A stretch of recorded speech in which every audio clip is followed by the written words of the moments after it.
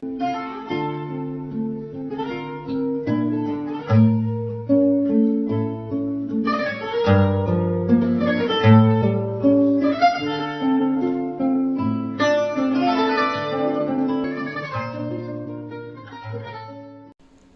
esta presentación nos vamos a referir al río Amazonas, en particular a varias civilizaciones que fueron destruidas cuando llegaron los portugueses en casi todo el Amazonas y los españoles en las fuentes del Amazonas.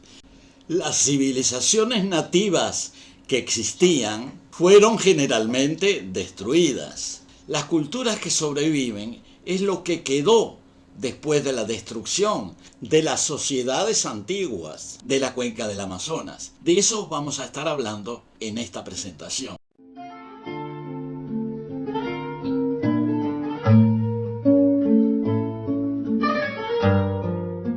El río de las Coñapullara, también llamado el río Amazonas, era el centro de infinidad de naciones con poblaciones extremadamente numerosas.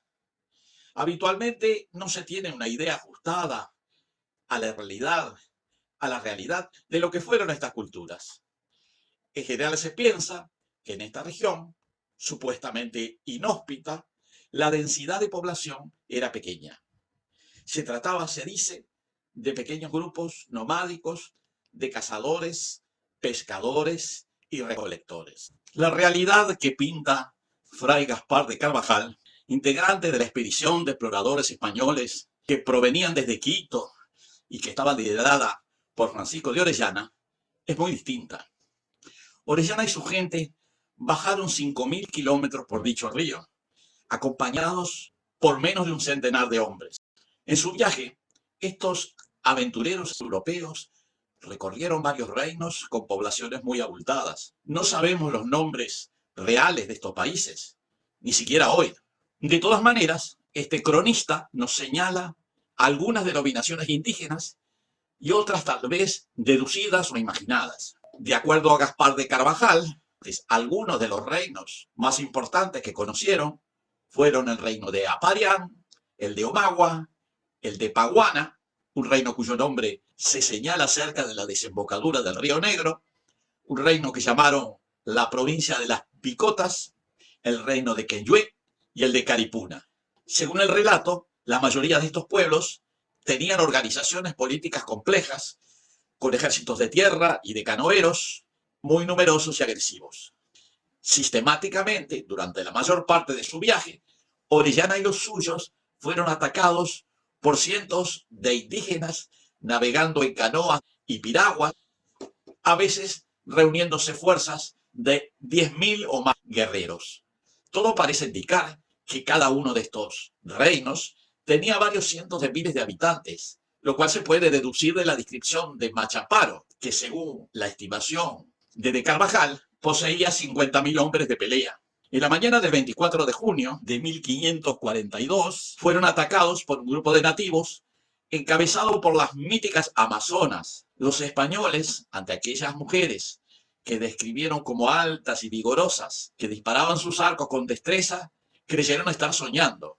En la refriega consiguieron hacer prisionero a uno de los hombres que acompañaban a las aguerridas damas, que les relató que estas mujeres, que él llamó Coñapulla, que quiere decir grandes señoras en lengua omagua, y que dicho sea de paso, la lengua omagua es una lengua tupí-guaraní, y les dijo que tenían una reina que se llamaba Conori y poseían grandes riquezas. Maravillados por el encuentro, los navegantes bautizaron el río en honor de tan fabulosas mujeres, usando el término legendario griego de Amazonas.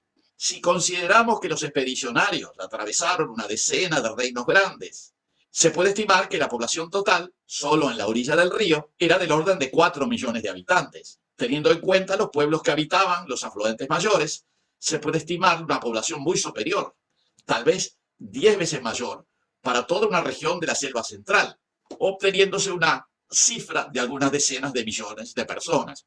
Había sociedades numerosas, tal vez con varias decenas de miles de pobladores, una producción de alimentos acorde y una configuración política muy dinámica. Continuamos con el relato de Gaspar de Carvajal, porque lamentablemente no tenemos más testimonios. Este cronista, al referirse a uno de estos pueblos, señalaba que poseían gran cantidad de comida, de tortugas, en corrales y albergues de agua, y mucha carne y pescado, y bizcocho, y esto tanto en abundancia que había para comer un real de 1.000 hombres un año. Al referirse a la cantidad de pueblos agrega, y por ser los pueblos tantos y tan grandes, y haber tanta gente, no quiso el capitán tomar puerto, porque por el agua nos la daban tan cruda que nos hacían ir por medio del río. Tenían culturas complejas y tecnologías sofisticadas que en más de una ocasión dejaron impresionados a Arellano y los suyos. Sigue su crónica Gaspar de Carvajal. Bajaron un pueblo y había una casa donde había mucha loza de diferentes hechuras, así tinajas como cántaros muy grandes. Esta loza es la mejor que se ha visto, porque lo de Málaga no se iguala con ella, porque es de toda vidriada y esmaltada, de todos colores, tan vivos que espantan. Y además de esto, los dibujos y pinturas que en ella hacen son tan compasados que naturalmente labran y dibujan todo como los romanos. Y allí nos dijeron los indios que todo lo que esta casa había de barro, lo había de tierra adentro, de oro y de plata. La llegada posterior de los traficantes de esclavos, portugueses y holandeses, las enfermedades europeas y algunos otros factores determinaron que en los siguientes 3 o 4 siglos disminuyera dramáticamente la población de estas numerosas y prósperas naciones. Últimamente, nuevos hallazgos arqueológicos están confirmando los relatos de Carvajal y demostrando que este continente, en particular las selvas tropicales amazónicas, estuvieron pobladas densamente desde tiempos muy antiguos. Todavía falta mucha información para poder resolver el enigma de la desaparición de estas grandes naciones del gran río de la Coñapullara. Tal vez para terminar gráficamente con la reconstrucción histórica del virtual genocidio que experimentaron las naciones amazónicas, comparto la descripción del padre jesuita Antonio Vieira, donde testimonia la situación en la ciudad de Maranhão, en el nordeste de Brasil, en el siglo XVII. Decía el padre Vieira: ¿a qué precio diferente el diablo compra las almas comparado a lo que ofrecía por ellas previamente? No hay mercado en el mundo donde pueda conseguirlas más baratas que aquí en nuestra propia tierra. En los evangelios ofrecía todos los reinos del mundo por un alma. En Marañón, el diablo no necesita ofrecer ni siquiera una 10ª parte por todas las almas. No es necesario ofrecer mundos, ni reinos. No es necesario ofrecer ciudades, ni pueblos, ni aldeas.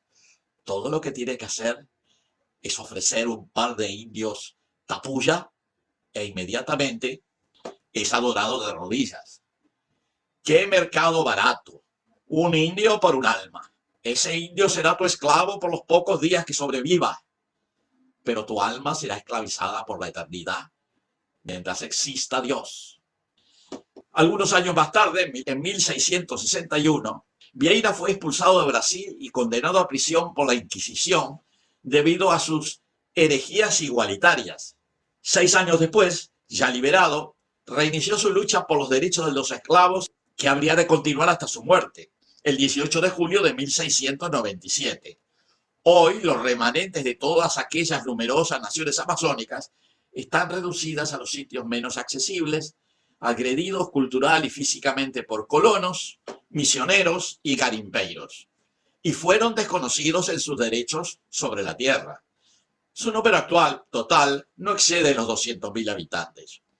Como se señalaba en las crónicas mencionadas, un importante reino del Gran Río estaba constituido por los omaguas, de estirpe tupí-guaraní, que había desplazado a los ticuna, que eran pobladores originales de esta confluencia del Amazonas con los ríos Putumayo y Caquetá. Esto ocurrió sobre todo por el tráfico de esclavos que promovieron y ejecutaron los colonizadores portugueses y holandeses. Sin embargo, con la decadencia de los omaguas, quienes quedaron asentados en pequeños enclaves, los ticuna regresaron a las riberas de los grandes ríos, pasando a ser una de las naciones indígenas más numerosas de esta región. Actualmente los ticunas tienen una población de alrededor de 70.000 habitantes en Brasil, Colombia y Perú. Hoy practican la pesca, la horticultura itinerante, la caza, la recolección, el comercio y la artesanía. Los cultivos o chacras están cercanos a sus viviendas y siembran después de tumbar y quemar. Ellos plantan yuca, plátano, maíz, ají y frutales.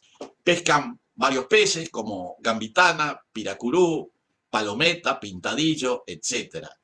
Aunque muy lentamente, demasiado lentamente, sus derechos comienzan a ser reconocidos en los países donde habitan, quedando finalmente como principales testigos de una de las tragedias humanas más dramáticas del continente americano.